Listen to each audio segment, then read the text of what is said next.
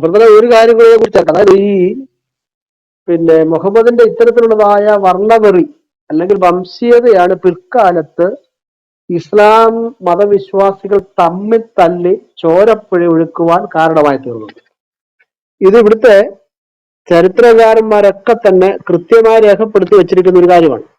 മാത്രമല്ല, ഈ മനുഷ്യനിൽ ഈ വംശവെറിയും വർണ്ണവെറിയും അങ്ങോട്ട് കയറി ഉള്ളിലേക്ക് കയറി തിങ്ങിക്കഴിഞ്ഞപ്പോൾ ഇദ്ദേഹം പറയാത്തതായ കാര്യങ്ങൾ, അതായത് ഇദ്ദേഹത്തിന് വായി തോന്നി ഉറക്കി വാട്ടെന്ന് പറഞ്ഞ രീതിയിൽ ഈ മനുഷ്യന്റെ പ്രകൃതിയെ, അതായത് ദേശത്തിന്റെ തൊഴിലിന്റെ അടിസ്ഥാനത്തിൽ വരെ ഈ മനുഷ്യനെ വേർതിരിച്ചു.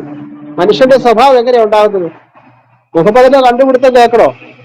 ദേശത്തിന്റെ തൊഴിലിന്റെ അടിസ്ഥാനത്തിലാണ് ഈ സ്വഭാവം ഉണ്ടാകുന്നതെന്നാണ് മുഹമ്മദിന്റെ കണ്ടുപിടുത്തം. ഇതൊക്കെ തന്നെ അവസാനം ഈ ഉസ്മാന്റെ വധത്തിന് കാരണമായത് ഈ വംശവെറിയാണ്. ഞാനത് ആ സംഭവം ജസ്റ്റ് ഒന്ന് സൂചിപ്പിക്കാം. ഇവിടെ ഒരു ഹദീസിൽ പറയുന്നത് ഇങ്ങനെയാണ്: അബൂ ഹുറൈറയിൽ നിന്ന് പ്രവാചകൻ അരുളി, വിശ്വാസം യമനികളുടേതാണ്, അവിശ്വാസം കിഴക്ക് ദേശക്കാരുടേതാണ്. കേട്ടോ, ശാന്ത സ്വഭാവം ആടിന്റെ ഉടമസ്ഥർക്കാണ്, പൊങ്ങച്ചവും പ്രകടന വാഞ്ചയും കുതിരകളുടെ ഉടമകളും തമ്പുകളിൽ താമസിക്കുന്നവരുമായ ഇടയന്മാർക്കാണ്. കേട്ടോ, തൊഴിലിന്റെ അടിസ്ഥാനത്തിൽ ഈ മുഹമ്മദ് മനുഷ്യരുടെ സ്വഭാവത്തെ നിർണ്ണയിക്കണം. ഇതൊക്കെ ഈ ബോധമുള്ള മുസ്ലിങ്ങൾ കേൾക്കുന്നില്ലേ? ഇവിടെ സ്കൂളിൽ പോയ ചെറുപ്പക്കാരായ മുസ്ലിങ്ങൾ എവിടെയില്ലേ? മെഹ്രീഷേ, എന്റെ സുഹൃത്ത്, നിങ്ങൾക്കിത് മനസ്സിലാകുന്നില്ല. നിങ്ങളുടെ തലയിൽ എന്താ എന്തോ ഇനി കേട്ടോണം. ഈ മുഹമ്മദിന്റെ മരണശേഷം ഈ മുസ്ലിങ്ങൾ തമ്മിൽ തല്ലി തലകിരി ചത്തതായ ഒരു ചരിത്രമുണ്ട്. അത് വാസ്തവത്തിൽ ഈ മുസ്ലിങ്ങളെ ഈ പണ്ഡിതന്മാര് പഠിപ്പിക്കാറില്ല. അത് പഠിപ്പിച്ചു കഴിഞ്ഞാൽ ദീൻ ഒടിഞ്ഞു പോകും, അല്ലെങ്കിൽ ദീൻ തകർച്ച ഉണ്ടാകും. എന്നാൽ ചരിത്രത്തിൽ രേഖപ്പെടുത്തിയിരിക്കുന്ന മുഹമ്മദിന്റെ ഇത്തരത്തിലുള്ള വംശവെറി, തന്റെ ഖുറൈശി ഗോത്രക്കാര് ഉന്നതന്മാരായിരിക്കണം എന്നുള്ളതായ ചിന്താഗതിയാണ് പിൽക്കാലത്തെ കൂട്ടക്കൊലയ്ക്കും പ്രത്യേകിച്ച് ഉസ്മാനെ പോലുള്ളവരുടെ ഭീകരമായ വധത്തിനും കാരണമായതെന്നാണ് ഇസ്ലാമിക ചരിത്രന്മാർ രേഖപ്പെടുത്തിയിരിക്കുന്നത്. നോക്കൂ, സഹാബികളുടെ ചരിത്രം പേജ് 45-ൽ ഗ്രന്ഥകർത്താവ് പറയുന്നത് ഇങ്ങനെയാണ്: അബൂബക്കറിന്റെ കാലം മുതൽ ഭരണരംഗത്ത് ഖുറൈശികൾക്കുണ്ടായിരുന്ന കുത്തക അവകാശത്തെ കുറിച്ച് ഇതര വിഭാഗക്കാർ ബോധവാന്മാരാകാൻ തുടങ്ങി. ഉസ്മാന്റെ വരയ്ക്ക് മുമ്പ് നടന്ന കാര്യങ്ങളായി പറയുന്നത്. വിജയങ്ങൾക്കും പ്രതിരോധങ്ങൾക്കും കാരണക്കാർ തങ്ങളും അനുഭവിക്കേണ്ടവർ ഖുറൈശികളും. ചക്കപ്പാസ്റ്റർ കട്ടായി പോയിക്കൊണ്ടിരിക്കുക. ഇവിടെ ചക്കപ്പാസ്റ്റർ വരുവാണെങ്കിൽ അത് പറയട്ടെ. ഇവിടെ ഒരു സഹോദരൻ, ഞാൻ ആദ്യം പറഞ്ഞ ഈ അസ്മ ബിൻ മർവാനെ മുഹമ്മദ് കൊട്ടേഷൻ സംഘത്തെ അയച്ച് കൊന്ന കാര്യം, ഞാൻ പറഞ്ഞ കാര്യം ഇവിടെ നമ്മുടെ കുറച്ച് സഹോദരന്മാരെങ്ങനെ ചോദിച്ചത് എവിടെയാണ് പറഞ്ഞേക്കുന്നത്. അത് പറഞ്ഞിരിക്കുന്നത് ഹദീസിലല്ല. ഇത് പറഞ്ഞിരിക്കുന്നത് ശരിക്കും പറഞ്ഞാൽ മുഹമ്മദിന്റെ ബയോഗ്രാഫിയിലാണ്. ഇബ്നു ഇഷാഖാണ് പറഞ്ഞിരിക്കുന്നത്, സീറത്ത് റസൂലുള്ള. അതിന്റെ ഇംഗ്ലീഷ് ട്രാൻസ്ലേഷനിൽ നിന്നാണ് ഞാൻ വായിച്ചത്. ഓക്സ്ഫോർഡ് യൂണിവേഴ്സിറ്റി പുറത്തിറക്കിയ ആൽഫ്രഡ് ഗല്ലിയമിന്റെ ഇംഗ്ലീഷ് ട്രാൻസ്ലേഷനിൽ നിന്നാണ്. പേജ് 675, 676. അതിനെയാണ് നമ്മുടെ മെഹ്രീഷ് ഇവിടെ വന്ന് പറഞ്ഞത് കള്ള ഹദീസാണ് എന്ന് പറഞ്ഞത്. ഇബ്നു ഇഷാഖ് പറഞ്ഞിരിക്കുന്ന കാര്യമാണ് മുഹമ്മദിന്റെ ബയോഗ്രാഫിയിൽ. ഞാൻ തെറ്റായിട്ടുള്ള ഒരു സോഴ്സിൽ നിന്ന് ഉദ്ധരിച്ചിട്ടില്ല. ഒരു സ്ത്രീ ഒരു കുഞ്ഞിന് മുല കൊടുക്കുക എന്ന് പറഞ്ഞാൽ ഏറ്റവും വളരെ നമ്മൾ ചിന്തിക്കേണ്ട ഒരു രംഗമാണ്. അത്രമാത്രം നമുക്ക് സന്തോഷമുള്ള, ഒരു അമ്മയ്ക്കും കുഞ്ഞിന് അത്രമാത്രം സന്തോഷമുള്ള, കാണുന്നവർക്ക് പോലും മറ്റൊരു ചിന്തയുണർത്താത്ത ഒരു രംഗമാണ്. അത്രമാത്രം സന്തോഷഭരിതമായ. അപ്പൊ അങ്ങനെ മുല കുടിക്കുന്ന സമയത്ത് ആ കുഞ്ഞിനെ പിടിച്ചു മാറ്റി ആ സ്ത്രീയെ കൊന്നപ്പോൾ എത്ര പൈശാചികമാണ് ഈ കൊട്ടേഷൻ സംഘത്തെ അയച്ച ആളുടെ ഉള്ളിലുള്ളത് നമുക്ക് ചിന്തിക്കാൻ പാടില്ലേ? അപ്പൊ ഞങ്ങൾ മെഹറീഷ് ഉൾപ്പെടെയുള്ളവരെ ഞങ്ങൾ ക്ഷണിക്കുന്നത് നിത്യ സമാധാനത്തിലേക്കാണ്. നിത്യജീവന്റെ സോഴ്സ് ആയിട്ടുള്ള, ആധാരമായിട്ടുള്ള ഇത്തരത്തിലുള്ള ആധാർമിക പ്രവർത്തികളിൽ നിന്ന് വിടുതൽ തരുന്ന യേശു ക്രിസ്തുവിങ്കിലേക്കാണ്. മെഹറീഷിന് യേശു ക്രിസ്തുവിങ്കിലേക്ക് സ്വാഗതം. മെഹറീഷിന് മാത്രമല്ല, അങ്ങനെ പറയുന്ന ഈ ഇസ്ലാം എന്ന ഈ ആശയത്തെ പിന്തുടരുന്ന എല്ലാവരെയും ഞങ്ങൾ എല്ലാ ദിവസവും സ്വാഗതം ചെയ്യുന്നു. ഇങ്ങനെ റൂമുകളിട്ട് സംസാരിക്കുമ്പോൾ എല്ലാത്തപ്പോഴൊക്കെ ഞങ്ങളെ സ്വാഗതം ചെയ്യുകയാണ്. വീണ്ടും സ്വാഗതം ചെയ്യുന്നു. മറ്റൊരു മതത്തിലേക്കല്ല, യേശു ക്രിസ്തുവിലേക്ക് ഞങ്ങൾ നിങ്ങളെ സ്വാഗതം ചെയ്യുന്നു. ഓക്കെ, ഞാൻ നമ്മുടെ മറ്റ് ചില സഹോദരങ്ങൾ കൂടി ഉണ്ട് സംസാരിക്കാൻ. ആ, നമ്മുടെ ക്രൈസ്റ്റ് ബ്രദർ പറഞ്ഞാലും. Christ. Thank you Sijo pastor തന്ന സമയത്തിന്. കേൾക്കാമല്ലോ അല്ലേ? കേൾക്കാം കേൾക്കാം കേൾക്കാമോ? കേൾക്കാം താങ്ക് കേൾക്കാം. യു. എനിക്ക് ഈ ടോപ്പിക്ക് വളരെ ഇഷ്ടപ്പെട്ടു. വളരെ അർത്ഥവത്തായ ഒരു ടോപ്പിക് എന്ന് ഞാൻ എടുത്തു പറയട്ടെ. ജനകീയൻ എന്ന് തെളിയിച്ചാൽ ഇസ്ലാം മതം സ്വീകരിക്കാനാണ് കൊടുത്തിരിക്കുന്നത്. അപ്പോൾ ഈ ജനകീയതയെ കുറിച്ചാണ് ഞാൻ അല്പമായി ചിന്തിച്ചതിന് മുമ്പ് സംസാരിച്ച പല സഹോദരങ്ങളും അതിനെക്കുറിച്ച് വ്യക്തമാക്കിയിട്ടുണ്ട്. ഈ ജനകീയത എന്ന് പറയുമ്പോൾ ജനത്തിന് ഇഷ്ടപ്പെട്ടവൻ, ജനത്തിന് നന്മ ചെയ്ത വ്യക്തി എന്ന നിലയിൽ ജനങ്ങൾ അനുഗമിക്കുന്ന വ്യക്തിത്വത്തെ ജനകീയൻ എന്ന് പറഞ്ഞ് കേട്ടിട്ടുണ്ട്. അപ്പോൾ ഇവിടെ നമുക്ക് പ്രതിപാദ്യ പുരുഷനായിരിക്കുന്ന മുഹമ്മദ് എന്നുള്ള വ്യക്തിത്വത്തെ കുറിച്ച് നാം ചിന്തിക്കുമ്പോൾ അവരുടെ ഗ്രന്ഥങ്ങളിൽ വെച്ചാണ് നാം ചിന്തിക്കാൻ ആരംഭിച്ചത്, പഠിക്കാൻ ആരംഭിച്ചത്.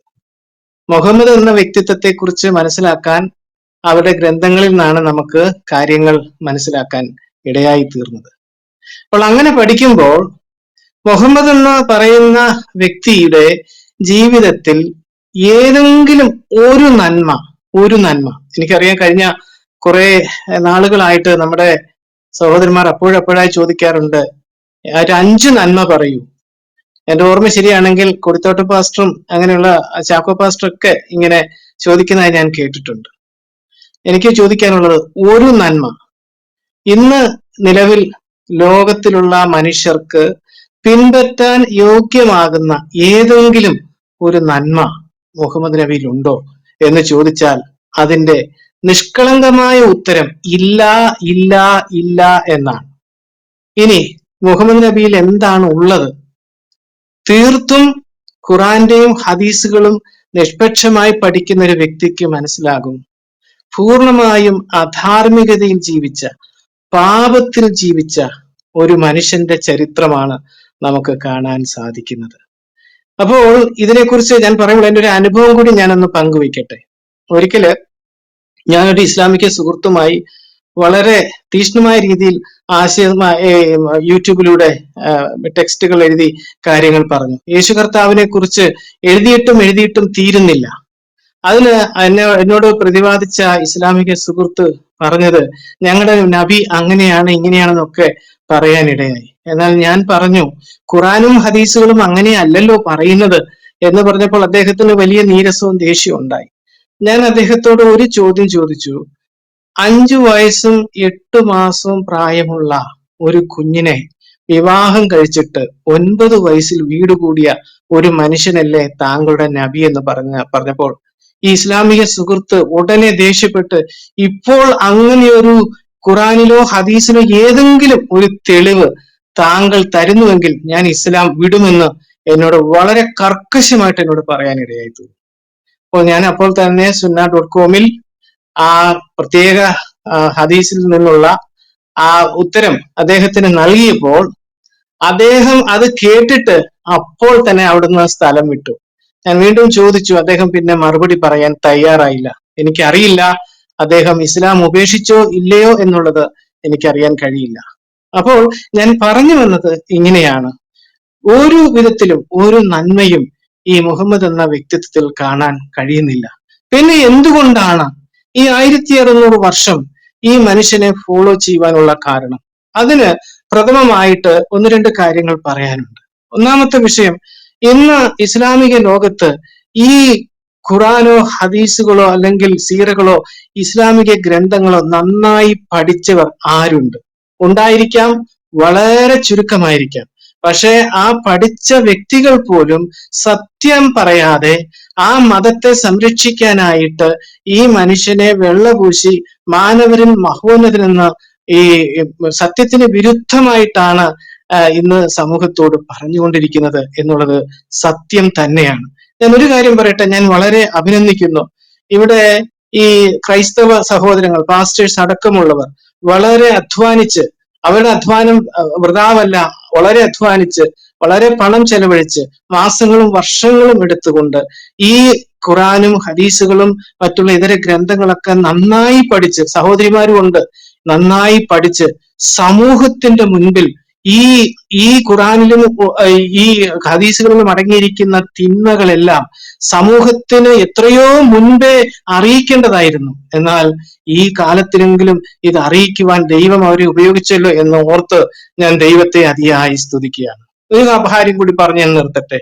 ഇന്ന് ഈ ഭൂമിയിലുള്ള എക്കാലത്തും മാനവ സമൂഹത്തിന് മാതൃകയായി പിൻപറ്റാവുന്ന ഒരേ ഒരു വ്യക്തിത്വമേ ഉള്ളൂ.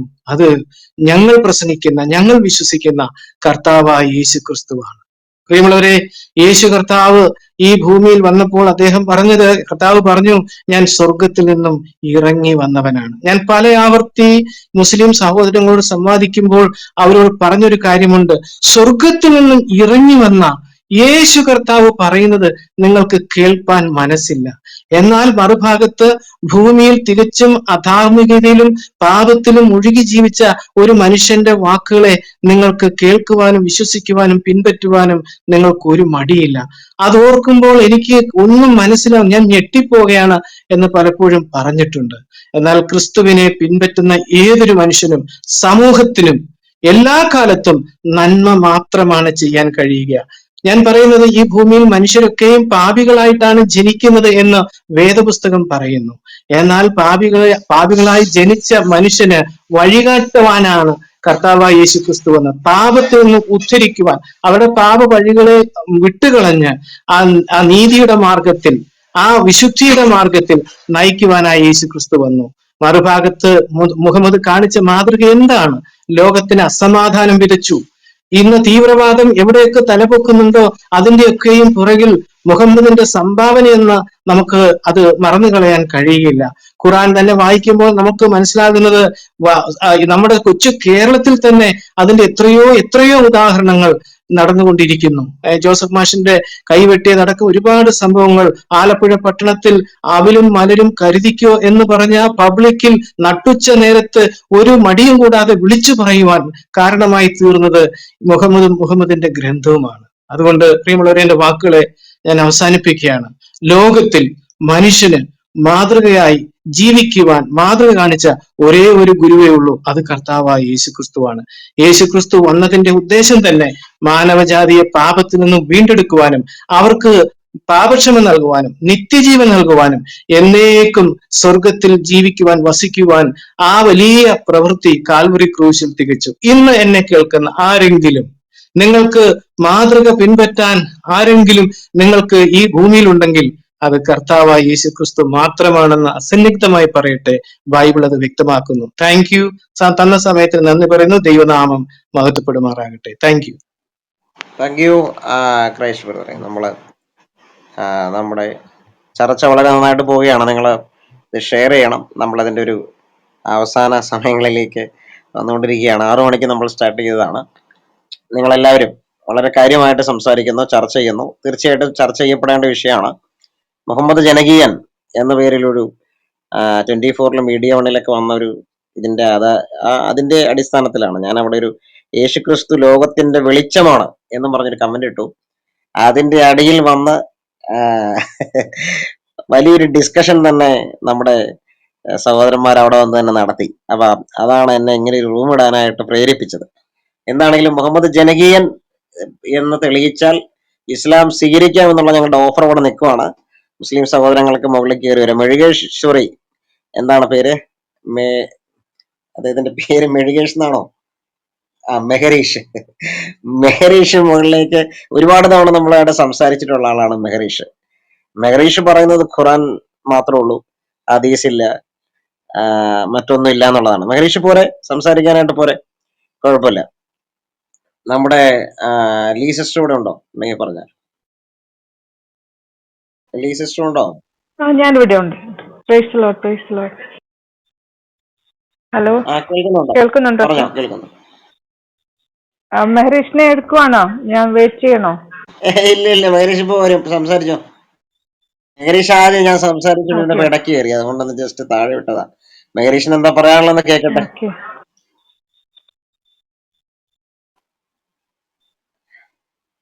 ലീസിസ് സംസാരിച്ചോ അതിനുശേഷം?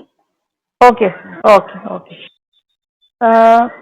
നമ്മുടെ കൊടിത്തോട്ടം പാസ്റ്റർ എപ്പോഴും പറയാറുണ്ട്, ഈ ഇസ്ലാം എന്ന് പറയുന്ന ഈ മതം ഒരു VBS എന്ന 3 വാക്കുകൾ അടങ്ങി അതിലാണ് താങ്ങി നിൽക്കുന്നത്. അതിന്റെ അടിസ്ഥാനം അതാണെന്ന് പറയാറുണ്ട്. ജനകീയൻ എന്ന് പറയുമ്പോൾ കേരളത്തിൽ കേൾക്കാറുള്ള ഒരു വാക്കാണ്.